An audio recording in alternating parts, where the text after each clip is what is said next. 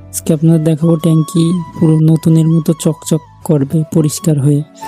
প্রথমে ড্যামসি নিলাম, নিয়ে সুন্দর মতো চারি সাইডে মারতেছি, মারতে মারতে চারি সাইডে ঘুরায় ঘুরায় মারতে হবে, যাতে যে যে জায়গায় আয়রন আছে প্রত্যেকটা জায়গায়, যেহেতু কালো হয়ে গেছে আয়রনে, এটা অ্যাসিড জাতীয় ড্যামসি। তো এই ট্যাঙ্কিটা ফিল্টার করা ছিল অনেক বালু, তারপরে পাথর, কয়লা, এগুলো দিয়ে আর কি ফিল্টার করা হয়েছিল। তো এগুলো বের করে ফেলছি, বের করে নিচেই রাখছি, সব কিছু ধুয়ে কমপ্লিট করে ট্যাঙ্কির গাটা সুন্দর করে ধুয়ে দিয়ে দিতে হবে, কারণ 1 মিনিট রাখার পরে ধুয়ে দিতে হবে, নাহলে ট্যাঙ্কি নষ্ট হয়ে যাবে। তো আমরা সুন্দর মতো মোটরের পাইপ দিয়ে পানি মারতেছি যে ট্যাঙ্কিটা ধুয়ে যাক এই ড্যামসির পানিগুলো। এটা আবার গায়ে লাগলে অনেক চুলকায়। প্রায় কমপ্লিট এখন ট্যাঙ্কি পরিষ্কার করা নতুনের মতো। তো ফিল্টারে মালামাল এখনও ঢুকানো হয়নি।